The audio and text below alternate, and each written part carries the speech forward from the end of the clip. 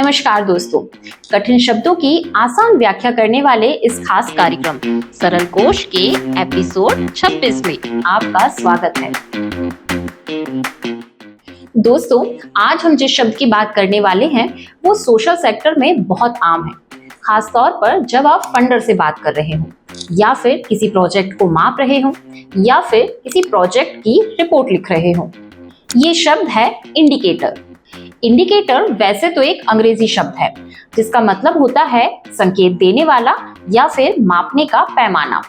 आसान भाषा में कहूँ तो इंडिकेटर वो संकेतक है जो ये बताता है कि हमारा काम कोई बदलाव ला रहा है या नहीं, और अगर ला रहा है तो उसे कैसे मापा जाए।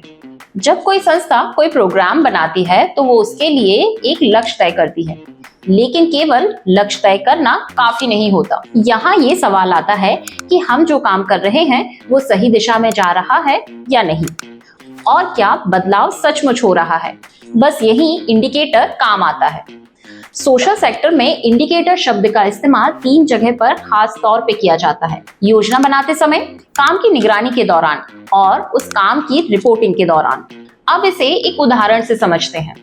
मान लीजिए कोई संस्था किसी गांव में बच्चों की शिक्षा पर काम कर रही है या फिर काम करना चाहती है, तो वो ये कैसे जानेंगे कि उनके काम का असर हो रहा है या नहीं, उनके काम से कोई बदलाव आ रहा है या नहीं। यहीं पर इंडिकेटर काम आते हैं, जैसे कि कितने बच्चे नियमित रूप से स्कूल आ रहे हैं, कितने बच्चे हैं जो पढ़ना सीख गए हैं और कितनी लड़कियां हैं जिन्होंने बीच में पढ़ाई नहीं छोड़ी है। ये सभी इंडिकेटर हैं जो ये बताते हैं कि काम सही दिशा में जा रहा है या फिर नहीं। इंडिकेटर 2 तरह के होते हैं। पहला, ऐसे इंडिकेटर जो ये बताते हैं कि कितने लोगों को फायदा हुआ, कितने लोग इस काम से जुड़े और कितने लोग प्रभावित होने वाले हैं। और दूसरे इंडिकेटर वो हैं जो महसूस किए जाते हैं, जैसे कि आत्मविश्वास का बढ़ना या फिर सोच में बदलाव आना। लेकिन यहाँ एक बात समझना बहुत जरूरी है, हर वो चीज जो आसानी से गिनी जा सकती है जरूरी नहीं कि वही सबसे अहम हो। कई बार हम ये तो गिन लेते हैं कि कितने लोग आए, लेकिन ये सवाल छूट जाता है कि क्या हमारे काम से उनके जीवन में कोई बदलाव आया या नहीं।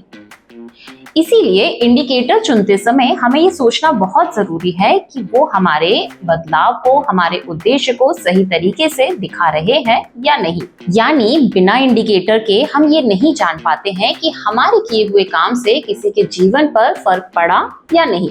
इंडिकेटर संस्थाओं को जवाबदेह भी बनाते हैं, दानदाताओं के प्रति, समुदाय के प्रति और अपने खुद के प्रति। और अब चलते चलते, इंडिकेटर केवल एक संख्या नहीं है, असल में ये संकेत है उस बदलाव का जिसे हम असल में लाना चाहते हैं। तो ये था आज का शब्द इंडिकेटर। उम्मीद है कि आप इसकी व्याख्या और इस शब्द के इस्तेमाल को जरूर समझ गए होंगे। अगली बार एक नई कड़ी में एक नए शब्द और उसकी सरल व्याख्या के साथ हम फिर मिलेंगे। तब तक के लिए नमस्कार।